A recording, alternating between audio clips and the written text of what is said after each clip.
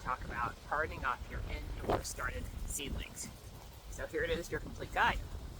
You want to plan 10 days to allow for this process, right? So once you're ready to start hardening off and your plants are at a good size, you want to plan 10 days before planting out to allow for the full hardening off. Remember that hardening off is really the process where we're getting the seedlings that were started indoors adjusted to living outdoors. So we want to give them some of these elements when we're starting indoors, right? We talked about introducing wind, fans, stuff like that, and artificial lights, but living outside is a whole different thing.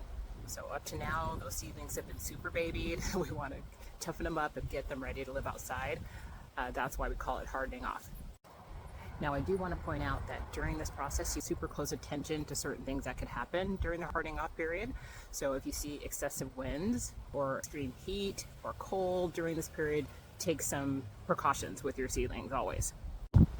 Remember, if at any point during this hardening off period you see leaf damage or any kind of pest damage or anything like that, pay attention to where you're putting your plants in the day, and then seedlings back in and expose them to sun in the same way that you did before.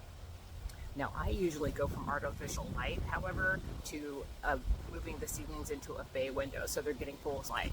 So usually after I do my hardening off, I take my plants inside into a big bay window where they can get a good south-facing sun. So that's a recommendation. If you don't have that, go back to putting them under artificial lights when you bring them in.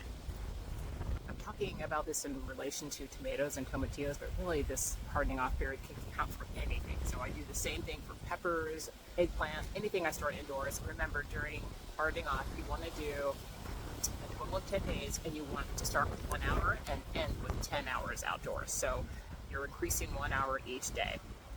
Day one, take the seedlings out and put them in morning shade. So you just want a nice, chill introduction on day one. On day two, in the full sun for an hour, and then move them to the shade for an hour.